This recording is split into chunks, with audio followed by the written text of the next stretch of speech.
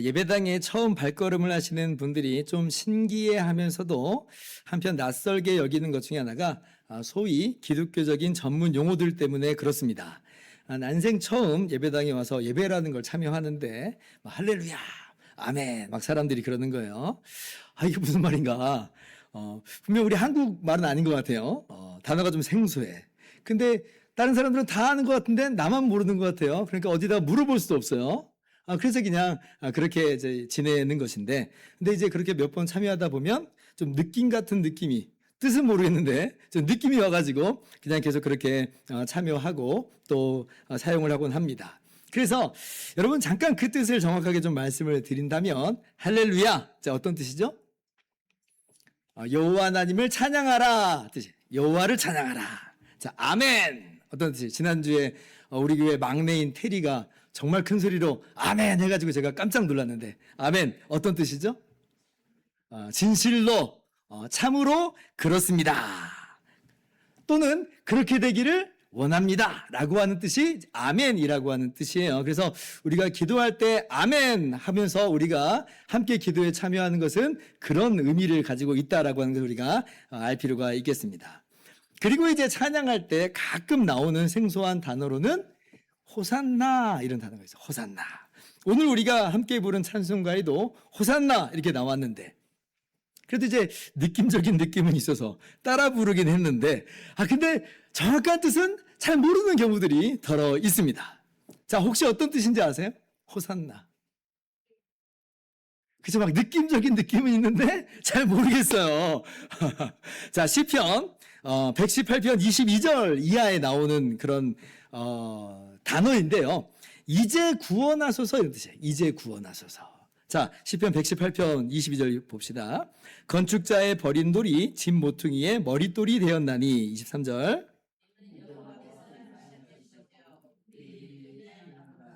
이날은 여호와께서 정하신 것이라 이날에 우리가 즐거워하고 기뻐하리로다. 여러분 신앙생활 오래 하신 분들은 이 말씀이 예수님의 십자가와 부활로 성취되었다라고 이 신약 성경에 인용되었다는 것을 여러분이 아마 아시는 분은 아실 거예요.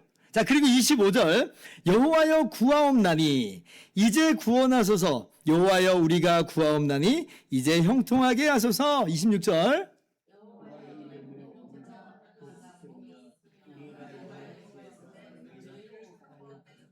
아멘. 자, 여기 보시면 이제 구원하소서 나오죠? 이제 구원하소서. 이 단어가 뭐냐면 바로 히브리어로 호산나예요. 호산나.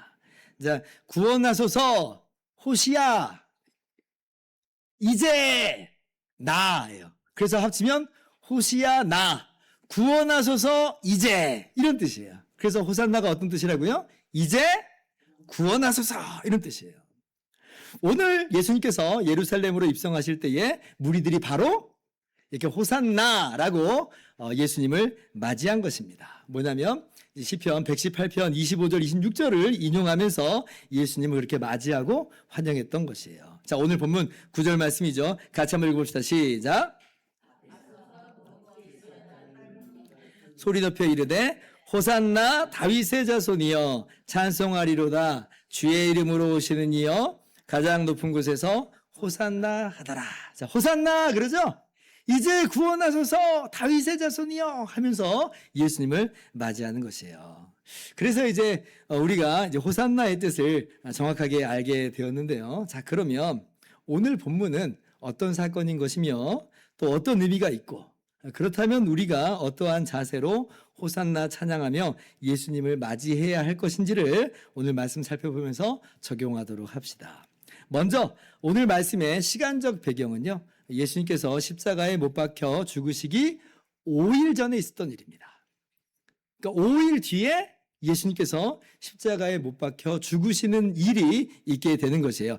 우리야 뭐 이미 성경을 여러 번 읽었기 때문에 잘 알고 있는 그러한 사실입니다만은, 근데 이제 당시 예수님 주변의 사람들은 5일 뒤에 그런 일이 일어날 것이라고는 꿈에도 상상을 못하는 것이에요. 심지어 예수님께서 제자들에게 예수님 자신이 예루살렘으로 올라가셨을 때 이제 십자가에 못 박혀 죽을 것을 예고해 주셨음에도 불구하고 제자들조차 그것을 잘 의식하지 못하고 있는 상황입니다.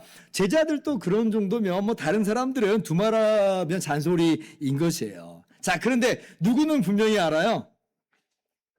예수님 당신은 분명히 알죠. 예수님께서 예루살렘으로 올라가셨을 때 이제 그 어떤 일이 벌어질지를 예수님 당신은 누구보다도 잘 알고 계시는 것이에요. 우리가 지난번에 함께 말씀 나눴잖아요. 마태복음 20장 18절. 자, 보라, 우리가 예루살렘으로 올라가더니 인자가 대제사장들과 서기관들에게 넘겨짐에 그들이 죽이기로 결의하고 19절.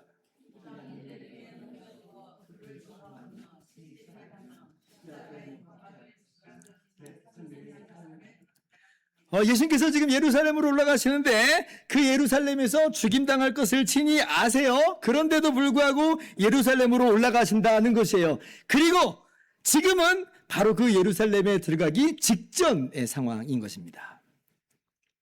근데 여러분, 왜 예수님께서 죽으실 줄 아시면서도 예루살렘으로 올라가신다 그랬어요?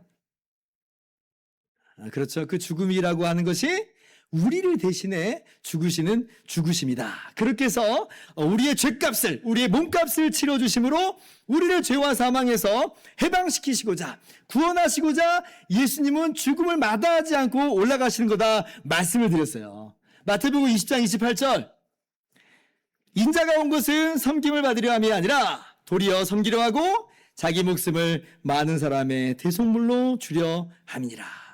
예수님 당신의 목숨을 우리 많은 사람의 대속물로 주려고 그렇게 죽음을 향해서 예루살렘으로 나아가셨다라고 하는 것이죠. 우리 같으면 무서워서 뒤돌아설 수도 있었을지도 모르겠는데, 그러나 예수님은 하나님의 그 진노의 잔, 우리의 모든 죄값 다 치르시고 우리의 구원을 이루시고자 예루살렘으로 죽음의 길로 뚜벅뚜벅 올라가시는 것입니다. 그 일이 바로 5일 뒤에 있게 되는 것이에요. 자, 그런데 오늘 말씀 보니까 그렇게 예루살렘으로 입성하실 때에 예수님께서 한 가지 참 신기한 퍼포먼스를 진행하시는 것을 우리가 말씀에서 볼 수가 있습니다. 그게 뭐냐면 예수님께서 나귀 새끼를 타고 예루살렘으로 입성하신다라고 하는 거예요. 자, 2절 말씀 보세요. 예수님께서 두 제자에게 말씀하시죠. 이르시되 너희는 맞은편 마을로 가라. 그리하면 곧 메인 나귀와 나귀 새끼가 함께 있는 것을 보리니 풀어 내게로 끌고 오라. 예수님께서 제자 2명을 보냈어요. 그래서 나귀와 이 나귀 새끼를 데리고 오라는 거예요. 그리고 예수님께서 바로 그 나귀를 새끼를 타고 예루살렘으로 들어가신다라고 하는 것이죠. 참 놀랍습니다. 아니, 갑자기 예수님께서 왜 이런 일을 하시는가? 왜 갑자기 나귀 새끼를 끌고 오라고 하시는 것이고 왜 나귀 새끼를 타고 지금 예루살렘으로 들어가시는 건가라고 할 때, 제가 제 기억상으로는 예수님이 성경의 기록상으로는 어떤 다른 짐승을 탔다라고 하는 그런 기록을 제가 본 적이 없습니다. 물론 이제 기록만 안 돼 있을 따름이지 뭐 타실 수도 있었겠죠. 그런데 성경의 기록상으로는 예수님이 어떤 짐승을 탔다는 그런 기록이 없어요. 유일하게 예수님이 짐승을 타신 적이 있는데 그게 바로 오늘 본문이에요. 나귀 새끼를 타신 거예요.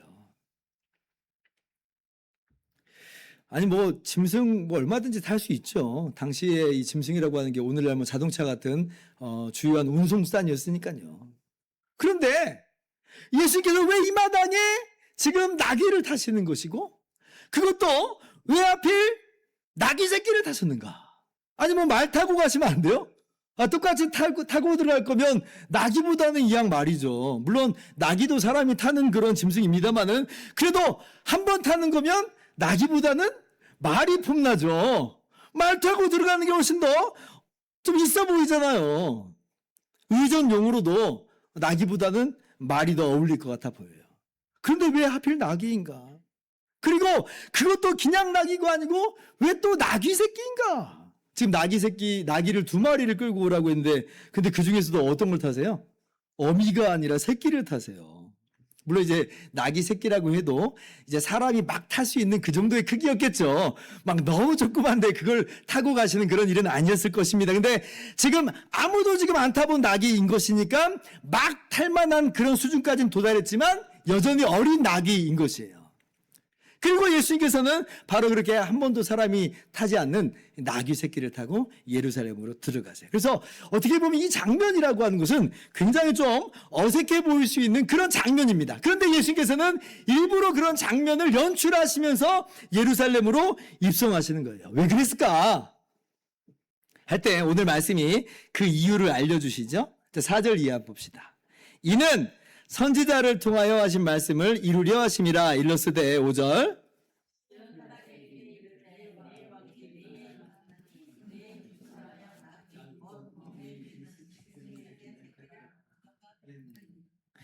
왜 지금 나귀 새끼를 타고 입성하셨는지를 말씀이 분명히 이야기하시죠. 이는 선지자를 통하여 하신 말씀을 이루려 하심이라. 그러니까 구약 성경에 이러한 예언이 있는데 예수님께서 그 예언대로 행하시는 것으로 바로 그 구약 성경이 예언한 당사자다라고 하는 것을 그렇게 예수님께서 보여주시는 거예요.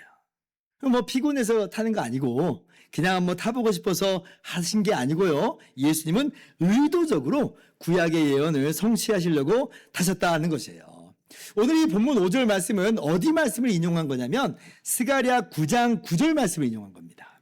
거기를 보면 이제 어떤 내용이냐면 장차 메시아가 오신다는 거예요. 장차 오시는 왕이 있으세요. 그분이 구원자예요.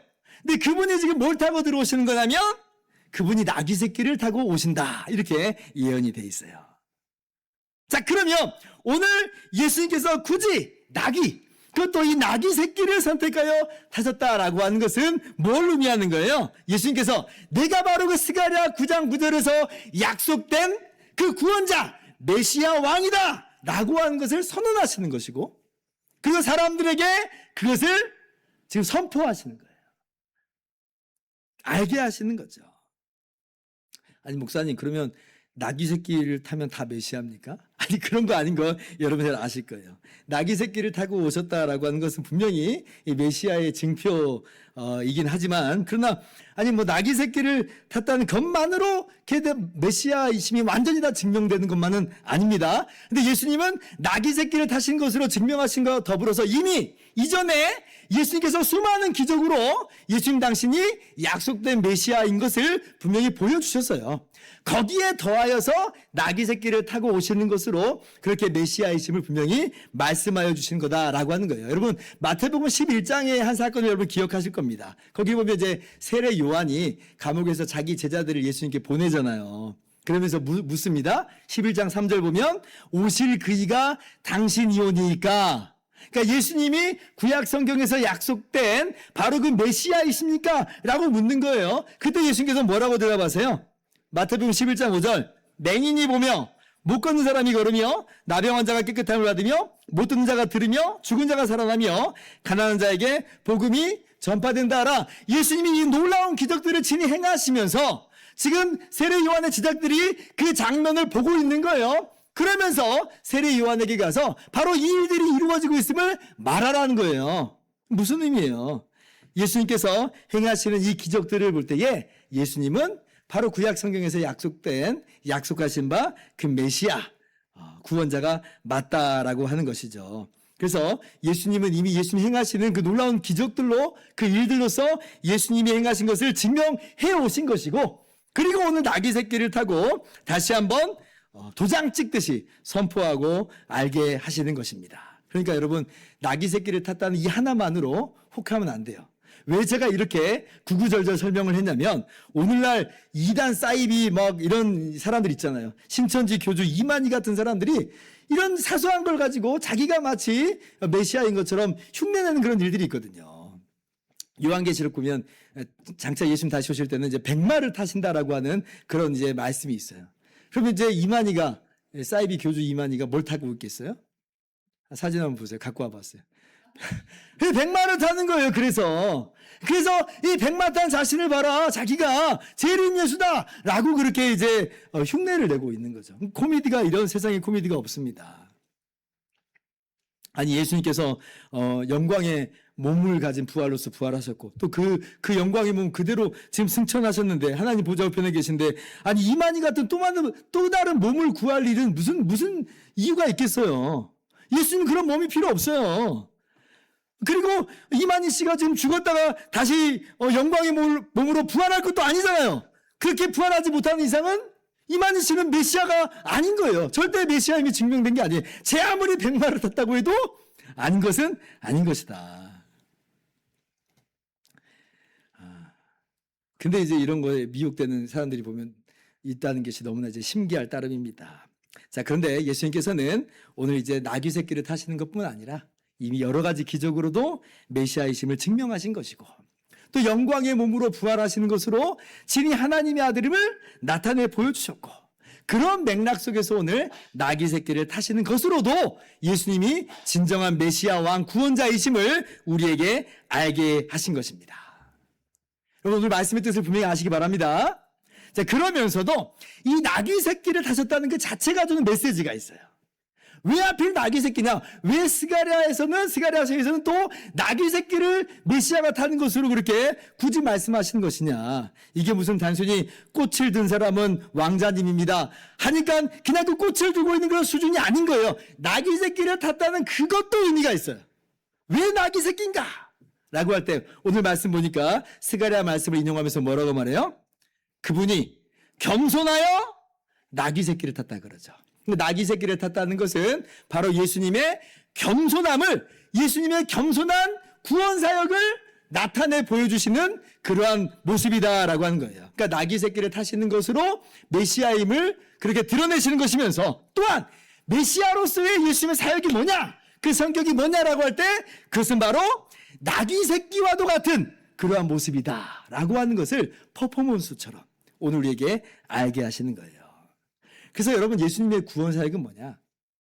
겸손의 사역입니다. 겸손의 사역이에요. 나귀 새끼와도 같이. 먼저는 하나님의 아들이 사람이 되어 오기까지 자신을 낮추신 겸손의 모습이에요. 그리고 우리의 모든 죄와 모든 허물과 모든 무거운 짐을 십자가에서 대신 지시는 그러한 겸손의 사역이에요. 마치 나귀 새끼처럼. 여러분, 나귀는요, 사람들이 타고 다니는 그러한 짐승이기도 하지만, 그런데 오늘 본문이 명백하게 보여주는 이 나귀의 용도가 있습니다. 나귀의 용도가 뭐냐? 5절 다시 한번 보세요. 멍에 매는 짐승이라 그러죠? 멍에 매는 짐승. 그러니까 나귀는 어떠한 짐승이냐면 짐 싣는 짐승이에요. 짐 싣는 짐승. 그러면 예수님이 왜 이 멍에 매는 짐승을 타셨는가? 뭐 예수님이 그럼 짐덩어리란 얘기인가? 아니, 그런 얘기는 아니겠죠. 마태복음이 그런 이야기를 하고자 그렇게 쓴 것은 아닐 것이에요. 그럼 이게 뭐냐라고 할 때에 오히려 이 나귀 새끼가 보여주는 바는 뭐냐면, 그렇게 무거운 짐을 짊어지고 가시는 예수님의 모습을 이 나귀 새끼의 모습을 통해서 보여주시는 것이에요. 바로 예수님께서 이 나귀 새끼처럼 우리의 모든 무거운 짐을 짊어지시고 가시는 거죠. 정말 예수님께서는 죄가 없으신 분이시지만 죄인으로 취급되어서 죄인으로서 십자가에 달려 죽으셨습니다. 왜 그러셨어요? 자기 목숨을 우리 많은 사람의 대속물로 주려 함이니라. 바로 우리의 무거운 죄짐을 짊어지신 거예요.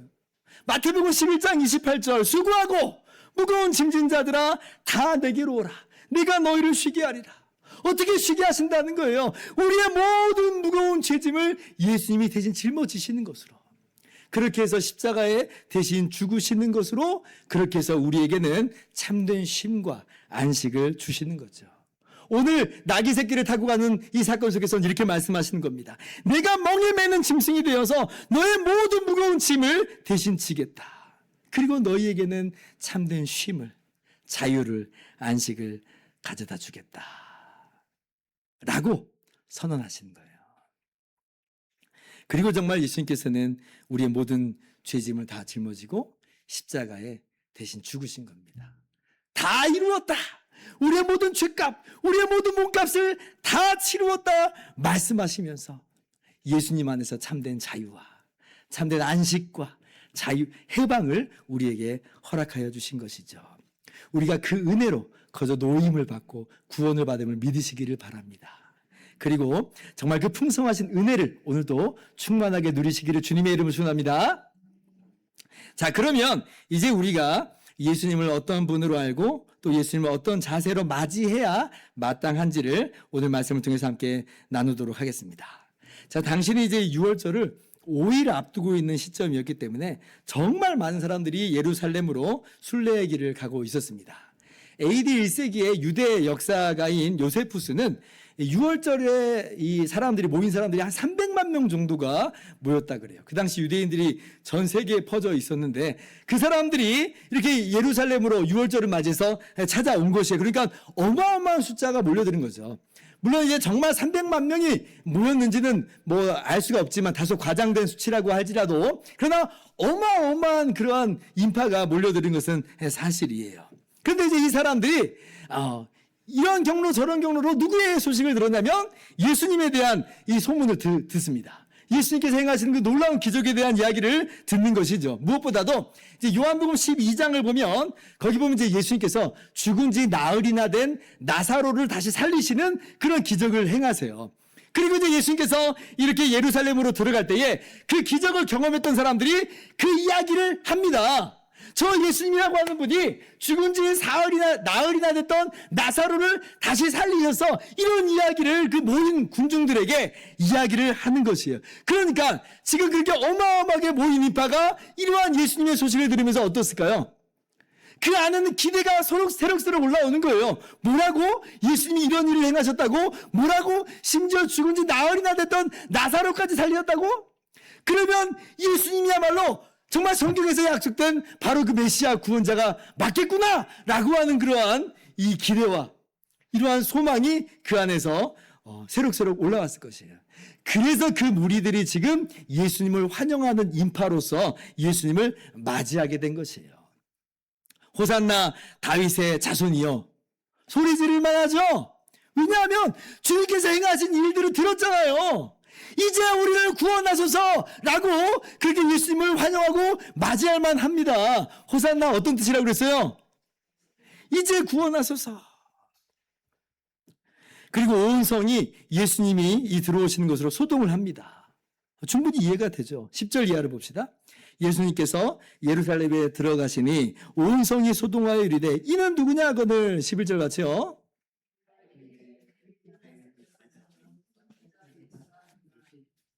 온 성이 소동을 해요. 여러분 소동이라고 하는 단어는 성경에 몇 군데 안 나오는 그런 단어인데 이게 보통 수준의 흔들림이 아닙니다.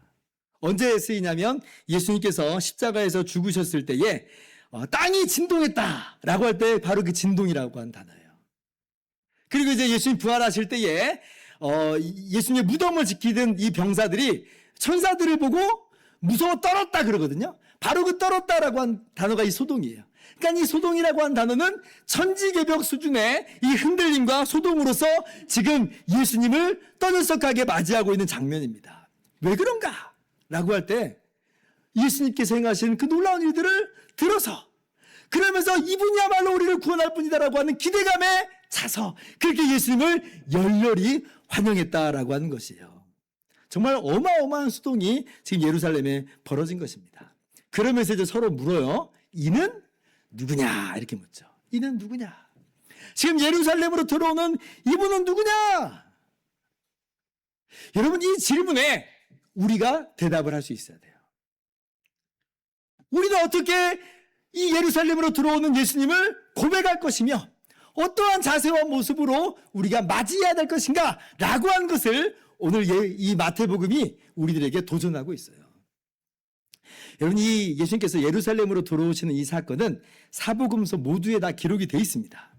나귀 새끼를 타고 오신 것 다 기록이 되어 있고 무리들이 찬송으로 예수님을 맞이하는 것 다 기록이 되어 있어요. 그런데 유독 마태복음에만 기록되어 있는 몇 가지가 있는데 그 중에 하나가 뭐냐면 온 성이 소동하면서 서로 물어봤다는 거예요. 이분이 누구냐라고 하는 것을 마태복음이 묻습니다. 꼭 그러면 이게 어떤 물음같이 여겨지냐면 호산나 다윗의 자손으로 메시아 왕으로 구원자로서 예수님을 환영하는 것은 환영하는 것인데 도대체 그 구체적 의미는 무엇이냐라고 묻는 것과도 같아요. 분명히 호산나 다윗의 자손이여라고 외치면서 맞이하고 있는데 이분은 누구냐? 즉 구체적으로 어떤 의미로 우리는 호산나라고 외치는 것이며 어떤 의미로서 다윗의 자손으로 외치고 있느냐라고 하는 것을 우리들에게 이야기하는 것만도 같다. 이 마태복음 보면 오늘 이는 누구냐라고 하는 이 질문과 아주 유사한 질문이 일전에 나온 적이 있어요. 마태복음 16장을 보면 이제 그때 예수님께서 제자들에게 물어보신 적이 있죠. 사람들이 인자를 누구라고 하느냐. 그러면서 제자들에게 다시 한번 물어보셨어요. 그러면 너희는 나를 누구라 하느냐. 그렇죠? 그러니까 예수님께서 제자들에게 예수님이 어떤 분인지를 물어보시는 대목이 나와요. 바로 그러한 내용과도 같이 오늘 마태복음은 다시 한번 이 지점에서 우리에게 묻고 있는 것과도 같은 거예요. 이분은 누구냐? 호산나 다윗의 자손이요, 이제 구원하소서라고 예수님을 환영하고 찬양하고 있긴 있는데 당신에게 예수님은 어떤 분이냐? 어떤 메시아냐? 어떤 구원자냐? 라고 우리들에게 묻고 있는 것과도 같다. 그래서 오늘 이 시간에 우리가 우리 스스로에게도 한번 물어봐야 될 것 같아요. 이분은 누구냐? 우리가 호산나 다윗의 자손이여 찬양하고 그렇게 예수님을 맞이하고 있긴 한데 어떤 의미로 맞이하고 있느냐는 거예요. 어떤 분으로 고백하고 있고 정말 어떤 분으로 맞이하고 있는가. 여러분, 예수님께서 이 호산나 다윗의 자손이여라고 이렇게 소리 지르는 이 군중들의 이 고백을 받으십니다. 그 말은 무슨 말이냐면 예수님이 정말 다윗의 자손이 맞고 구원자다라고 하는 그 의미를 분명히 가지고 있어요. 자, 그런데 거기서 멈출 수가 없어요. 왜냐하면 우리가 5일 뒤에 어떤 일이 벌어지는지를 정확히 알고 있기 때문에 그렇습니다. 이 군중들이 호산나 다윗의 자손이여 외쳤어요. 그러나 5일 뒤에 과연 어떤 일이 있게 됐는가? 우리 너무나 잘 알고 있죠. 가룟 유다가 은 30개의 예수님을 유대 지도자들에게 팔아버렸죠. 그리고 유대 지도자들은 예수님을 불법적으로 구금하고 또 불법적으로 재판하면서 예수님을 신성 모독이다 그렇게 정죄하면서 사형을 언도했습니다. 그리고 로마 총독인 빌라도에게 넘겨줘서 예수님이 십자가에 못 박아 죽이는 그런 일이 있게 됐어요. 5일 뒤에 이 일이 있게 된 거예요. 그러면 5일 뒤에 이런 일이 있을 때에 그때에도 과연 우리는 예수님을 어떤 분으로 고백할 것인가 라고 하는 질문이 어쩌면 오늘 말씀 속에서 우리들에게 주어지는 질문이다라고 하는 거예요. 지금은 예수님이 대세처럼 보이죠. 모든 군중들이 예수님을 따라가는 것만 같아 보여요. 오히려 예수님을 따라가지 않는 사람이 바보처럼 여겨지는 그런 상황이에요. 이 상황 속에서는 호산나 다윗의 자손이여 라고 말하는 게 어렵지 않습니다. 그러나 5일 뒤에는 완전 상황이 반전되게 돼요. 그때는 예수님이 로마 총독 빌라도에게 잡혀서 채찍질 당하고 형편없는 모습으로 무리들 앞에 서게 될 것이에요. 그러면 그때에도 호산나 다윗의 자손이여 외칠 수 있는가? 이분은 누구냐? 우리가 어떤 의미에서 예수님께 이제 구원하소서라고 외치고 있는가? 라고 하는 것을 우리가 스스로에게 자문자답해야 되는 것입니다. 안타깝게도 지금 이 예루살렘으로 예수님이 들어오실 때 예수님을 열렬히 환영했던 호산나 다윗의 자손이여 환영했던 이 군중들은 어떤 모습으로 변질되게 돼요? 처음에 예수님 맞이할 때는 대세니까 예수님이 정말 우리의 왕이요 우리의 구원자인 것처럼 그렇게 고백되고 맞이하였지만, 그런데 지금 형편없는 이 법정에서 예수님의 모습을 보았을 때는 별 볼 일 없는 사람같이 보이는 거예요. 아, 헛다리를 짚었나 보다 이런 생각이 들었겠죠. 예수님에 대한 소망과 기대를 잔뜩 가졌지만 그런 기대가 깨지는 것을 경험했을 것이고, 그러니까 그 소망을 거둬들이는 모습이 있게 됩니다. 그래서 자신들의 지도자인 대제사장들의 이 사주를 받아서 뭐라고 외치기까지 시작해요? 아, 십자가에 못 박게 하소서. 아니, 5일 전에는 호산나 다윗의 자손이여 이제 구원하소서, 당신이 우리를 구원할 자입니다 라고 외쳤던 그 사람들이 이제는 이 빌라도 이 법정 앞에서는 십자가에 못 박으라고 그 예수님을 향해서 소리치는 그러한 폭도들로 변하게 됩니다. 직접 그렇게 외치지는 않았다 할지라도 어쩌면 많은 사람들은 침묵으로 거기에 동조하면서 예수님에 대한 기대를 접었을지도 모르겠어요. 이분은 누구냐? 그 선지자인 줄 알았는데, 메시아 왕인 줄 알았는데, 우리를 구원할 분인 줄 알았는데 아니었어. 속을 뻔했네. 큰일 날 뻔했어. 괜히 따라가다가는 나만 손해 받을 뻔했네. 라고 하면서 많은 사람들은 침묵으로 그렇게 예수님을 대하고 말았지요. 여러분, 이러한 군중들의 모습은 사실 새삼스러운 모습은 아닙니다. 이전에도 이미 이전부터 보여줬던 모습이에요. 예수님께서 오병이어의 기적을 행하셨던 적이 있죠. 물고기 5마리와 떡 5개와 물고기 2마리로 5,000명을 먹이신 일이 있게 됐어요. 그러니까 그런 놀라운 기적을 경험한 사람들이 막 우르르 예수님께 막 몰려와가지고 열광을 했죠. 이분이야말로 정말 우리를 잘 먹고 잘 살게 해줄 분이다. 이분이야말로 그 성경에서 기록된 그 구원자 메시아 맞다. 그 선지자다. 이렇게 고백까지 했었어요. 자, 요한복음 6장 14절 봅시다. 그 사람들이 예수께서 행하신 이 표적을 보고 말하되, 오병이어 표적이에요. 이는 참으로 세상에 오실 그 선지자라 하더라. 15절 같이요.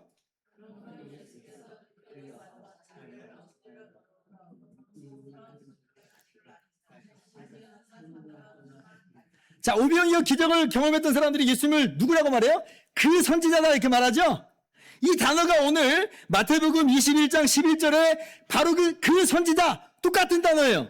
도시 하나 들리지 않아요. 그 선지자다, 같은 고백을 하고 있는 거예요. 이게 무슨 얘기냐면 신명기 18장 15절에 하나님께서 약속하여 주신 바 모세와 같은 그 선지자라는 거예요. 자신들이 인도할 뿐, 자신들을 구원해낼 뿐, 바로 그 선지자다 라고 하면서 오병이어 기적을 체험했던 사람들도 예수님을 그 선지자라 라고 얘기했던 것이고, 지금 예루살렘으로 입성하신 예수님을 맞이했던 사람들도 예수님을 그 선지자다 라고 말하면서 고백하고 있는 것이에요. 자, 그런데 그때 이제 오병이어 사건 때 예수님께서 그렇게 예수님을 찾아 나온 그 사람들에게 뭐라고 말씀해요? 내가 불쌍히 여겨서 오병이어 기적을 베풀긴 했지만 이것들은 다 썩을 양식에 불과한 것이고 썩지 않는 양식을 위하여 일하라. 내가 너희를 위해서 대신 몸을 찢고 피를 흘려주는 나의 살과 내 피를 먹어야 진정 너희가 영적으로 살아나는 것이다 라고 이야기를 하십니다. 그러니까 사람들이 어때요? 예수님을 다 떠나가 버리죠. 왜냐하면 자신들이 기대했던 것은 오병이어였거든요. 눈에 보이는 떡이었거든요. 자신들을 잘 먹고 잘 살게 하는 거였거든요. 성공적인 인생으로 이끌어내는 그런 구원자를 원했지 영적인 구원자를 그렇게 기대한 것은 아니었던 것이에요. 아니 십자가 대속을 통해 죄사함 받고 하나님의 자녀가 되고 새 생명으로 거듭나는 거? 나는 그딴 거에는 관심 없어. 내 스타일 아니네. 그래서 그 선지자라고 말해놓고는 자신들이 원하는 어떤 세속적인 번영과 성공하고 다르니까 언제 그랬냐는 듯 다 떠나가 버리고 말았어요. 오늘 이 예루살렘의 군중들과도 같이 똑같아요. 그 선지자라고 말해놓고 어떤 정치적이고 어떤 군사적인 그런 성공을 예수님이 보여주질 않으시니까 손절해버린 거죠. 그런 측면에서 오늘 이 예루살렘 군중들이 부른 이 호산나라고 하는 이 고백은 표면적으로는 분명 맞는 고백이고 맞는 간구와 찬양이지만 심층적으로는 아니었던 거예요. 이제 구원하소서. 그들이 원하는 구원은 뭐예요? 그들이 원하는 구원은 그저 이 땅에서 잘 먹고 잘 사는 그 정도에 불과했던 것이다라고 하는 것이에요. 그러면 우리가 우리 스스로에도 물어봐야 돼요. 나의 호산나는 어떤 의미의 호산나냐? 나의 이 고백은 어떤 의미의 고백이고 나는 어떤 의미에서 예수님을 맞이하고 있는가? 어떤 분으로 맞이하고 있는가? 어떤 고백으로 맞이하고 있는가를 우리 스스로에게 물어봐야 됩니다. 우리 주님은 우리를 죄와 사망에서 구원하신 분이요. 그렇게 하심으로 궁극적으로 우리의 모든 죄와 모든 저주와 모든 고통을 해결하실 것이에요. 당장 눈앞의 고통은 아닐지라도 그러나 죄의 문제를 해결하신 것으로 궁극적인 모든 고통을 제거하신 분이 바로 우리의 구원자 예수님입니다라고 하는 거예요. 그래서 이 시간에 우리는 예수님을 진정 호산나 외치면서 찬양하고 있는 줄을 믿습니다. 오늘 이것이 저와 여러분의 호산나인 줄을 믿습니다. 예, 우리는 주님 아니면 우리의 죄와 허물로 말미암아 죽을 수밖에 없는 자들이에요. 그래서 우리는 예수님 호산나 찬양하는 거예요. 그래서 우리는 예수님을 나의 구원자라고 맞이하는 거예요. 예수님만이 나를 죄와 사망에서 구원하실 수 있는 분이니까. 그렇게 예수님만이 나를 진정한 고통에서 해방시키실 수 있는 분이니까. 여러분, 이러한 호산나 고백으로 그렇게 주님을 맞이하고 주님이 주신 놀라운 구원과 참된 안식을 누리시는 저와 여러분보다 될 수 있기를 주님의 이름으로 축원합니다. 그래서 오늘 말씀을 우리가 이렇게 적용합시다. 이러한 찬양을 우리 마음 가운데 적용하면서 끝까지 예수님께 붙어있는 저와 여러분보다 될 수 있기를 바랍니다. 다 떠나가 버릴지라도, 그래서 더 이상 예수님을 따르는 것이 대세가 아니라 할지라도, 아무도 예수님을 따르는 것처럼 보이지 않을지라도, 그러나 우리는 여전히 예수님만이 나의 구원자십니다 라고 외치면서 고백하면서 주님과 함께 이 길을 걸어가시는 저와 여러분 되기를 바랍니다. 그때 오병이어 사건 때도 아직 정말 부족하고 연약하지만 베드로가 바로 그 고백으로 나아갔었죠. 요한복음 6장 68절. 시몬 베드로가 대답하되 주여 영생의 말씀이 주께 있사오니 우리가 누구에게로 가오리까? 69절 같이요.